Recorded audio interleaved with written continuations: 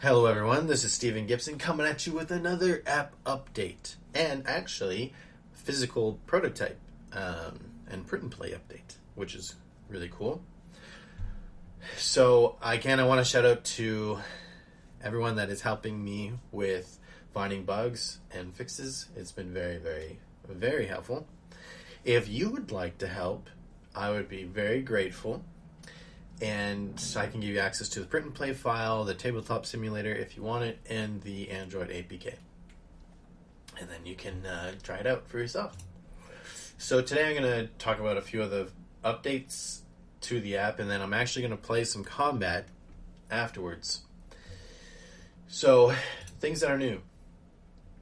There's this button here that opens up a quick kind of character overview, just the basics that you need. This is good in situations where you don't want this full menu because it obscures half the screen. Because sometimes, for instance, if you're going to perform a skill, and it's telling you, oh, you need to, add your accuracy, and if you open up this, well, it covers it up. So if you do the quick one, it doesn't cover up that stuff, especially here. This would obviously cover up half the screen, so you can just use the quick one and see what you want to do. So I'd be like, I'd roll my 1d20, I'd add my accuracy, which is 3, and maybe I want to deduct a couple of mystery, and boom, yay! So that is a good quality of life improvement that has come about. The character sheet has been updated with more information and a little more organized. So you can see your vessel, your companion, your adventure score, and your current experience. Your adventure score is essentially your level. It is just all the experience you've accumulated totaled. Whereas your current experience is the experience you have access to that you haven't spent yet. So your adventure score represents basically how much you've played the game. It doesn't affect, at the moment anyway, it doesn't affect much more beyond just seeing how much you've played. And then you also have the gun screen, which I don't have a gun equipped at the moment, but I will do that, and you will see that it updates appropriately. Oh, I have a rusted pistol on. I'm just kidding. I do have a gun equipped. I don't have ammunition or ornaments equipped, so let's pop on some annex rounds. Cool. And you see it updates. These ones are for Ornament 1 and Ornament 2. I'm actually going to unequip this because I want to. So that was a big change. Quick Equip has been added to all things, which is nice. I've also... Oh, yes. Vessels have been updated. Now we now have access to Vincent and Valencia, and they will have alternate looks you can acquire by doing different things. Say, for instance, getting hit by lightning gives you the Electro God skin, and there's just different activities you can do and discover that some will be secret, some will be in the achievement menu system, so you can set a goal for it. But I can equip this Electro God one. Yay, cool. It's not in the game yet, but you'll be able to search the vessel's memories. Let's check out Valencia's alternate look right now, and there'll be a bunch. That's their retro goddess one. Coolio. Let's go for the normal right now. Now, alternate looks do not change your stats. They are just a cosmetic thing that you can acquire for fun and to, personalize your character. So those are some of the updates to the app, and things are coming together nicely. It's pretty much in a state where I can move on to really testing working on the physical side of things, which you can see over here. And yeah, so I've got my prototype has been updated. I've cut out a lot of slack in the conditions, which are these over here, and the static and dynamic environments. I've also updated the creature cards a little bit. And this is not the final design. I'll probably change that so the numbers are a little bigger in the end. We shall see. I like having really big art, and yeah, so we'll see. So that's it for kind of an update over the whole where I'm at right now. I am now going to do some combat, and I'm just gonna, this is obviously unscripted, just gonna see what happens. I'm gonna talk about combat, how it works again, like I have in other videos, and just see what happens. And I can't guarantee there won't be bugs or issues or anything like that. Excuse me. Okay, let's get started. So at the start of combat, what you would do, currently how it works is, obviously you'd have to know what you were fighting. So for this one, I'm gonna fight 2 scavengers. Scavenger brute is a little too hard, so I'm gonna fight 2 scavengers. Now, monsters have 2 classifications. There are elites and there are minions. Minions do not have health. Elites do. Minions, anytime they take damage, so it gets past their resistances there on the bottom, they would then be dying. So they're basically a 2-hit creature. They're more like cannon fodder. Like in video games where you're hacking and slashing through stuff, you're mowing them down. That's what these guys are. Now, these guys are still pose a significant threat. They're just not hard to kill.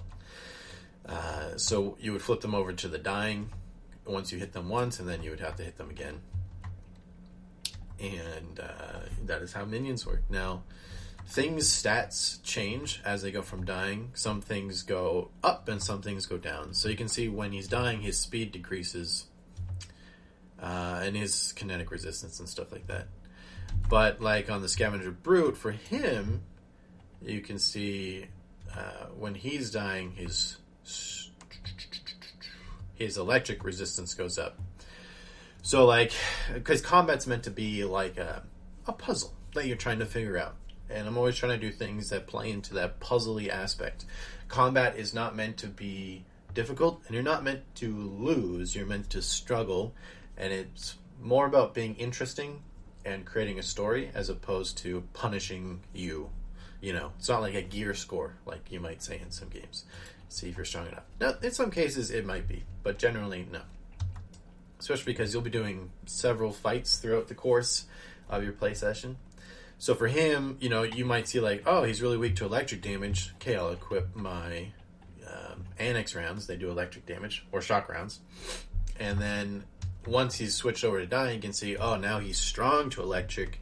I'm going to switch over to, inferno rounds and use those on him. So it just, I think you get the idea.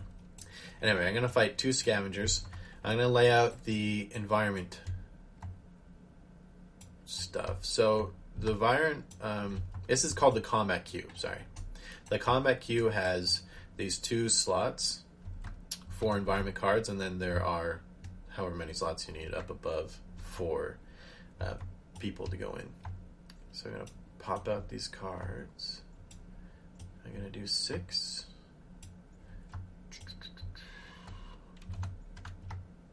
Perfecto. Now at the beginning of the game, when you're just starting out, you're probably not going to flip any of these to have actual stuff, but later on you will start to. And right now I'm flipping every other card, so it's not information overload for new players and stuff like that, because they're fairly intuitive, like what you'd expect to happen or expect them to do, and I think you'll learn them extremely quick. Like cover, obviously you can make some cover there and take cover and to protect you. Haze makes it hard for people to shoot you because you're in this smoke. Loose dirt can be thrown in people's eyes, so stuff like that. Barrier obviously blocks stuff. Toxic gas poisons you. It's all pretty straightforward. The more complicated stuff is that there are interactions. So if someone were to throw some matchstick caps here and it creates fire, and if you were to be placing fire in that spot, well, you would read fire and it says blah blah blah. You'd also read toxic gas. It says if it interacts with fire, meaning it's in the same environment column. So this is environment rows. This is the static row and this is the dynamic row. If they're in the same column, they're interacting. So if toxic gas interacts with fire, it explodes, and they are both flipped or removed, and creates an explosion. So there's those cool interactions because it's I like in games when you can use the environment, and not in not all cases you'll want to. Anyway, let's get started. So what happens first is creatures, you roll to see where they go. So he's going in slot number 3. He's going in slot number 4. And then the player gets to see where they want to place themselves in combat. Now, the combat queue resolves left to right. So if I'm here, I get the first turn. If I'm here, I get the last turn. Again, this is part of this puzzle, like there's positioning, but it's also, what's the most advantageous spot. So I could technically, like if I started here, and then when I hit my turn and then I moved, I would then have 2 turns in a row. And that's just part of it. So I'm actually going to sit myself in haze because people can't use ranged attacks against me if I'm in the haze. And then we're going to start combat. So I'm going to pop open this. My HP is 5. So this is like me just starting the game. We'll flip this.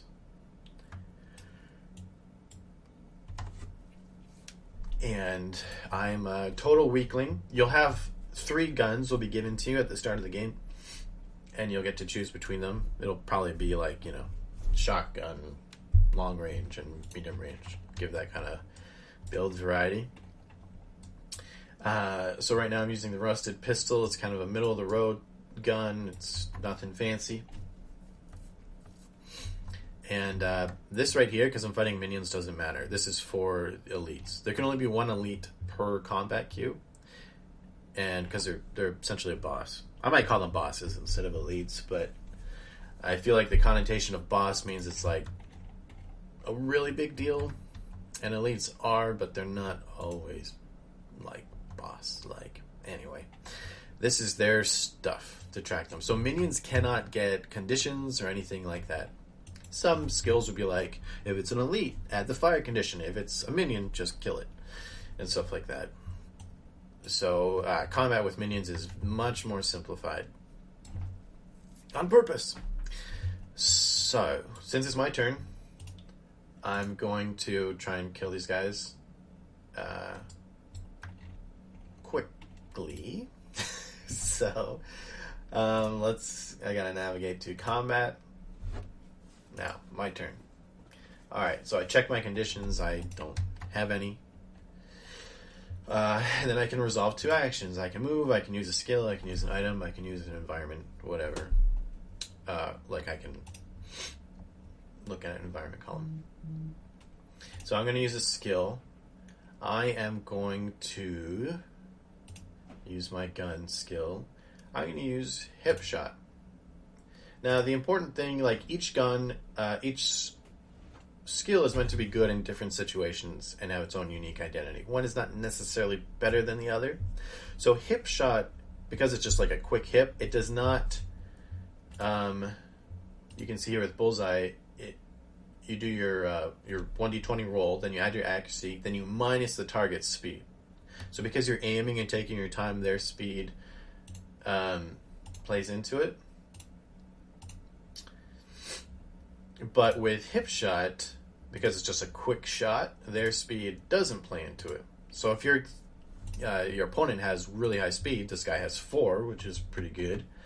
He's a quick little runt. I want to use hip shot on him. But if, say, I happen to, like I was playing against the Brute, and I had slowed him a bunch, so his speed was nothing, well then, I definitely want to use bullseye. And part of the puzzle is each one uses different adventure resources to resolve or to increase the roll outcome. So it's about like what you have available. But it's not too complicated that I believe anyone would actually have like serious analysis paralysis. It's pretty straightforward. So my mystery is...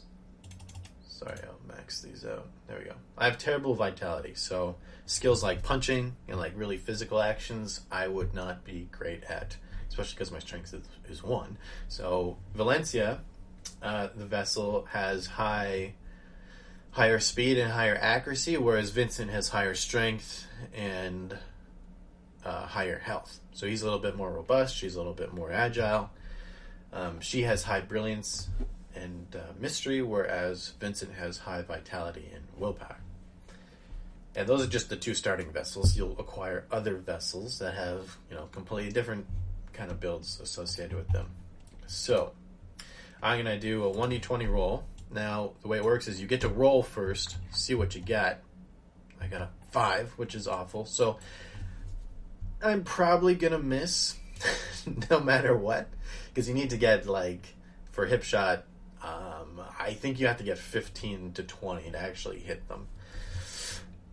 So I could, if I had more mystery, deduct a whole bunch of mystery to increase my roll outcome. My accuracy is 3, so my roll is actually 8, and then I can increase that by 5, but it's just not enough. So that one was just kind of a wash. Again, this is...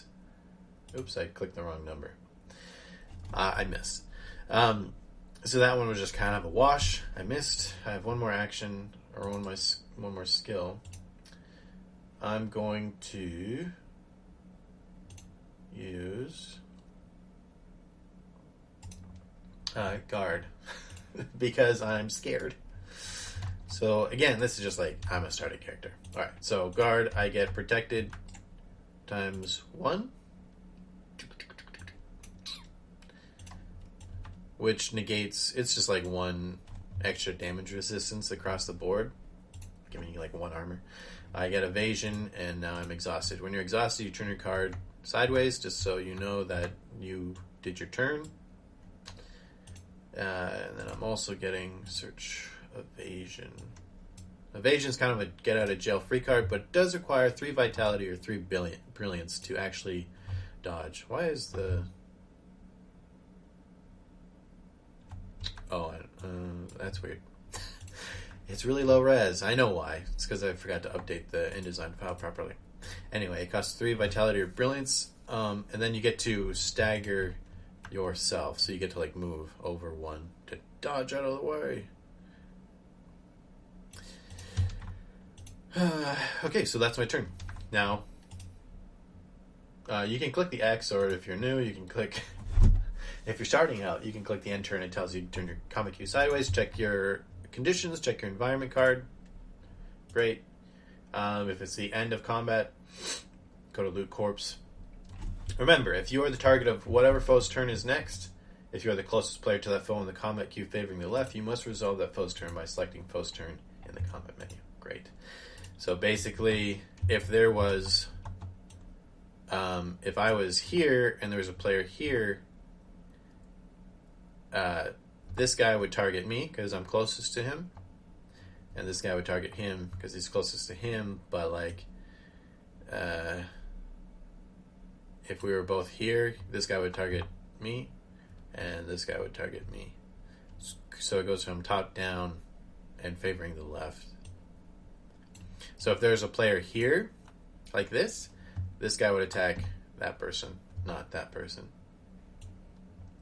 So you have an advantage for being closer in the combat queue. Further left in the combat queue because your turn starts first. But you have the disadvantage that you get targeted more. Depending on your proximity to said monster. Okay. The foe's turn. So these are really easy to resolve. Scavenger. Am I dying? Nerp. The scavenger smiles wryly with a definite air of relief about them. Place the ignitable substance dynamic environment card into the environment column the scavenger is currently in. So he just went pee-pee. The scavengers are kind of gross. And now there's toxic gas. That's wrong. I need ignitable substance.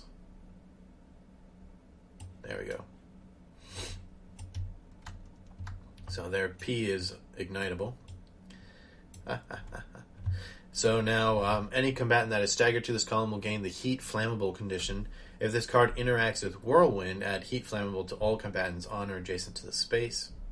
So the Whirlwind, spits the ignitable substance all over everyone. If this card interacts with Fire, deal 1d12 in heat damage to any combatant in this column. So it explodes. Okay, so done. And then it's the end of foe's turn, so we turn his combat cube card, CQ card sideways, check his environment column. He's fine. If the foe is an elite, apply any damaging conditions they have, such as bleeding over here, and so on. Okay, great. So that's his turn. Now it's this scavenger's turn. What's he gonna do? Am I dying? No. The skill Blade Throw will be used. Oh no. Now, because I'm in haze, no combatant may use a ranged skill on a target that is either in this column or past it in relation to their own position in the combat queue. So, he's going to resolve Blade Throw. Because I'm in haze, I can just ignore it. He's going to throw his knife in there and it's going to do nothing, blah, blah, blah. I can just skip through this. Great. So, ignored. Which is awesome. Okay. Oops, I clicked. Well, it is my turn. So, I mean, you can turn the last guy sideways. There's really no point. Flip everyone back over. And it is my turn. Now, since there's ignitable substance here,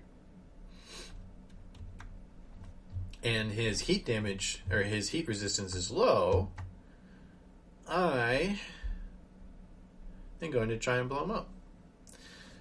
So, I mean, you may not always have these. I just kind of gifted myself these things. So, when you start the game, you probably won't have some of these. You'll have some items to play around with. Probably some ether stones and maybe a matchstick cap or two.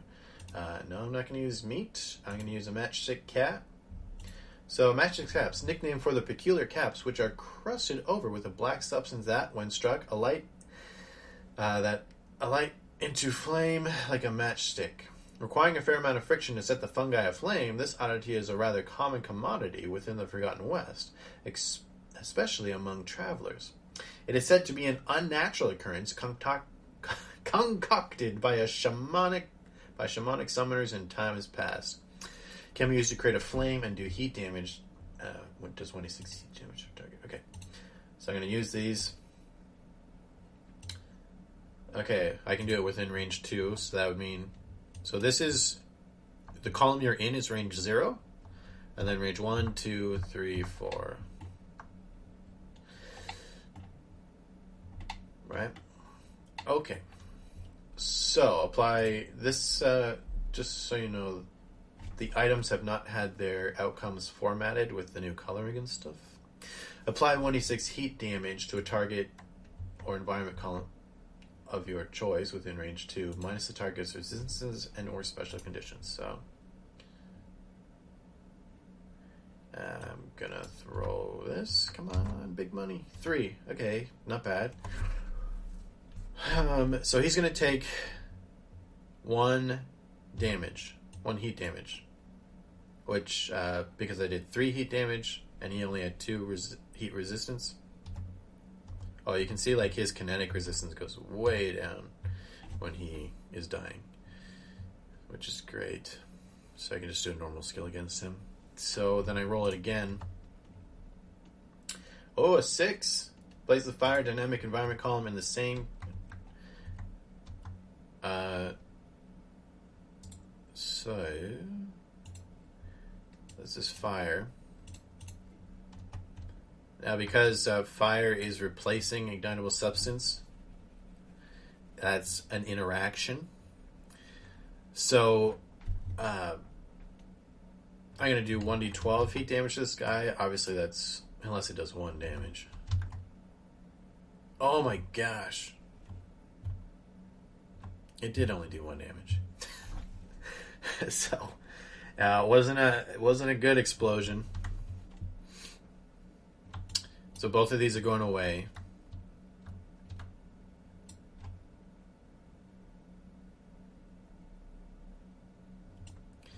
Because they interacted, they're gone. And it did not work out in my favor at all.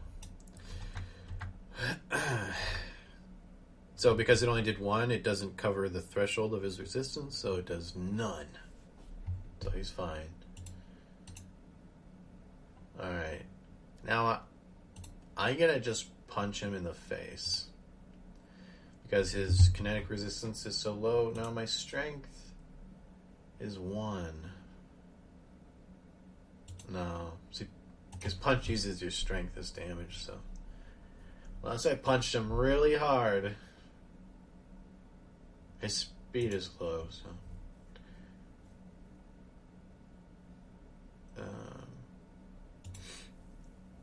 I'm going to use hip shot. Quick blast from the hip in the hopes of a deadly outcome. I'll roll 1d20. Ooh, 16. So I just have to do damage to him. I'm pretty sure 16 is going to hurt him. Yeah. So I'm not going to deduct any other stats. I got 16 plus 3, so I'm doing actually 19, which is definitely going to kill him. So it takes 6 kinetic damage. He gains weakened if he's an elite. Resolver gains charges times 1. So charges allow me to use my spells and other special abilities. Cool. So he dead. And when someone dies, you can just, like, I don't know, put their corpse over somewhere. So you know what to loot at the end. Okay, so that's the end of my turn.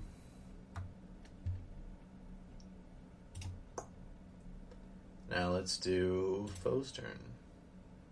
Oops, it's not a scavenger brute. Ignore.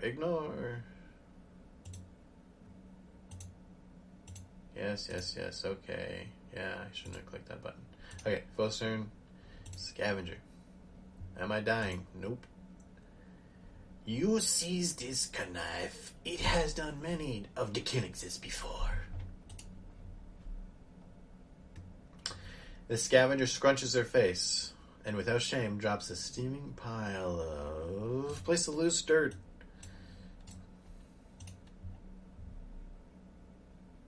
Oh, why is there no loose dirt in here? There should be.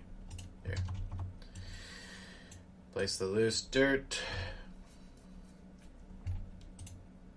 Alright. Well, I guess you gotta go when you gotta go.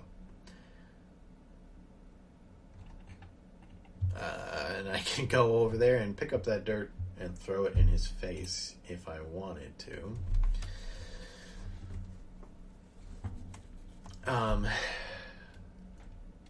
Okay. That's his turn. So now it's back to me.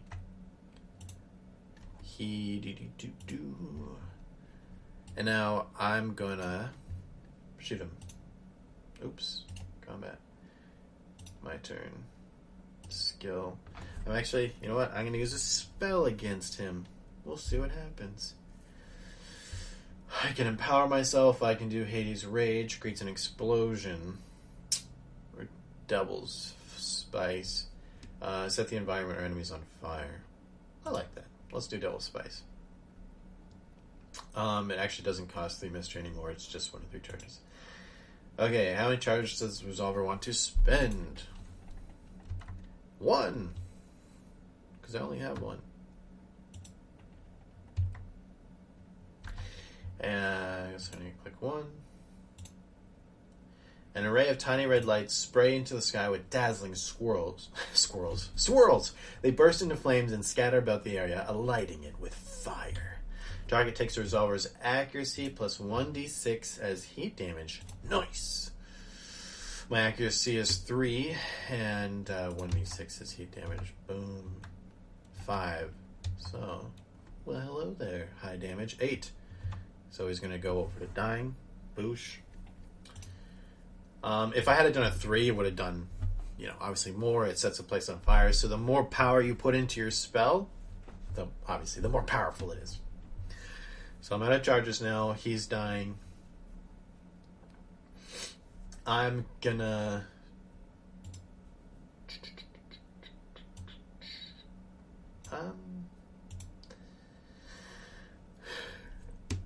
Excuse me. I'm gonna move